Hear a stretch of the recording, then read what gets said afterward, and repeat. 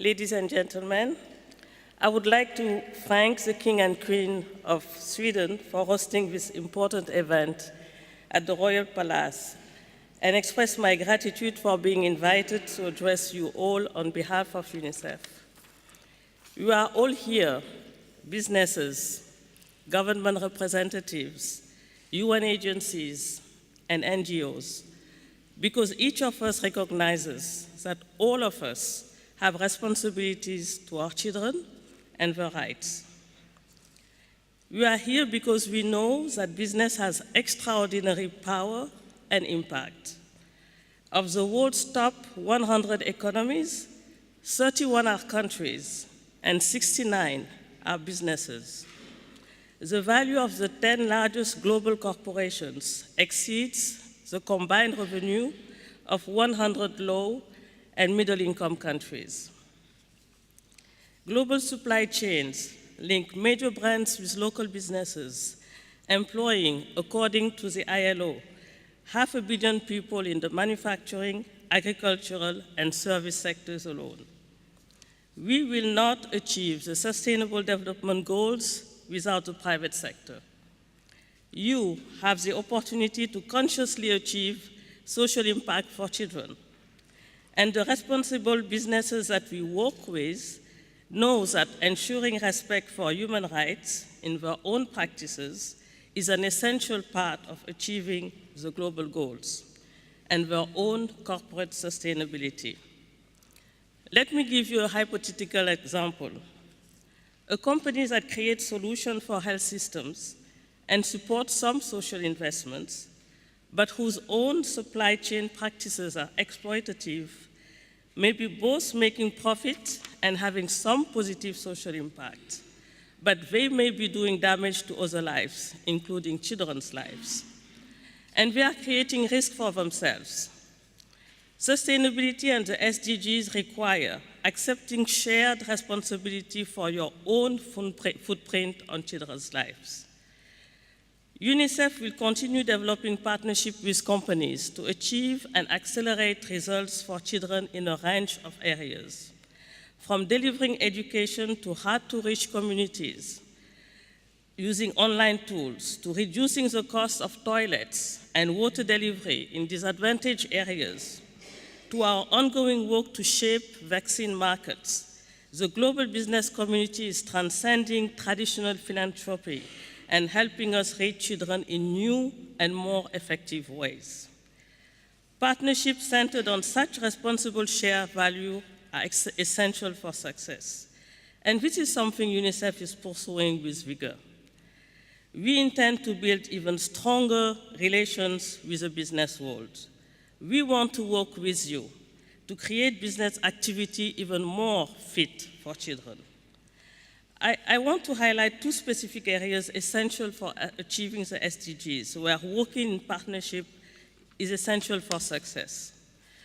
The first is violence against children. Hosted by Sweden here in Stockholm in mid-February, businesses, governments, UN agencies, and NGOs convened in a solutions summit to move forward SDG 16 and its target of ending all violence against children. An estimated 246 million children around the world experience violence, abuse, and exploitation, and millions are set back by the adversities of migration and conflict. Violence against children happens in all countries, rich and poor. It affects children of all ages, adolescents and infants. It affects boys as well as girls, although experiences can differ. An estimated 9 million girls between the age of 15 and 19 experienced forced sex in the past year. Adolescent boys are disproportionately the victims of rising levels of homicide and road traffic injuries.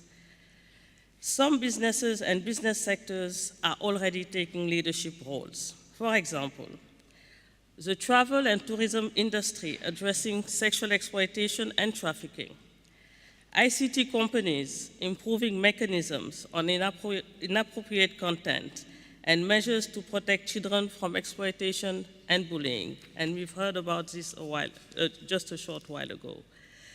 Companies identifying their own touch points with children and reviewing their own policies and practices to ensure child safeguarding. On child safeguarding in particular, I would like to mention the leadership role played by LEGO and the support they have given to developing guidance on good practice for business. But ending violence against children requires more than concerted action. Our call to you is take this to scale. Join in national initiatives. Take a look at where your own business touches on children and assess what measures you should have in place. UNICEF stands ready to work with you. The second area where working in partnership is essential for success is youth. It is in our hands to redress the adversities and disadvantages faced by youth and facilitate a better future for them, their societies, and our world as a whole. This is a calling of our time. There are 1.2 billion adolescents aged 10 to 19 in the world today. Nearly 90% of these girls and boys live in low and middle-income countries, the largest cohort ever. For many, especially girls, the poorest, and those living in conflict, the future is uncertain. I have highlighted the unacceptable levels of violence and exploitation faced by adolescents. Our accelerated collaborations are also urgently needed on education and skill-building challenges. For more than 200 million adolescents are out of school. At the current pace, it will take a century, not just the remaining years to the global goals for 2030, for poor children and adolescents to have the same skill development opportunities as children in rich countries. This is an employment crisis. As many of you here at the forum highlight, the future of your business and workforce is an essential part of this. Children are fundamental to the future of businesses as future leaders, customers, investors, and employers. And we've just heard that children are equally fundamental to the today of businesses as co-creators of sustainable solutions. Protecting children from potential harm today is not only the right thing to do, it is also the most economically sound thing to do. Failure to invest in young people will leave millions without the foundational skills, tools, or opportunities they need to transition into adulthood. At the World Economic Forum this year, UNICEF Executive Director launched a new youth agenda, a call for accelerated investment in young people's learning and skills.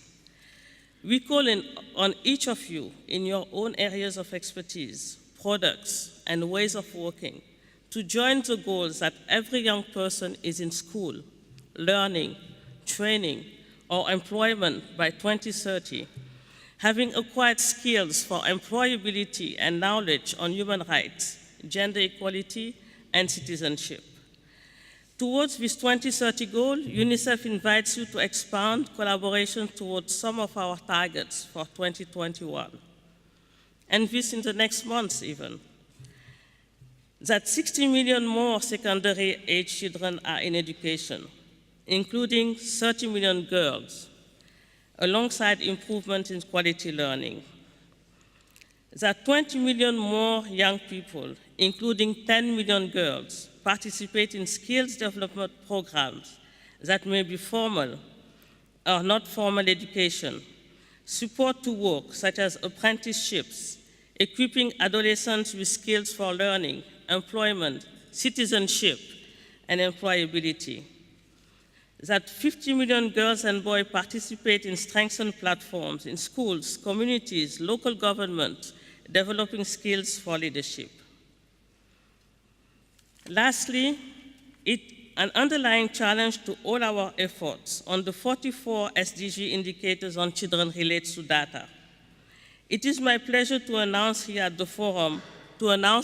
here at the forum, the launch of the Children's Rights and Business Atlas. As also highlighted earlier this morning by the Global Child Forum, and I hope many of you have already explored the Children's Rights and Business Atlas today at the Atlas Corner for hands-on opportunity during the breaks here at the forum. UNICEF and the Global Child Forum developed the Children's Rights and Business Atlas to help businesses identify potential impacts so that they can advance the lives of children across 198 countries. Businesses, investors, and industry organizations alike need to understand how their actions impact children's rights across the globe. So join us in exploring the Atlas tool and other collaboration and efforts to undertake priority change for the future of our children. Thank you very much.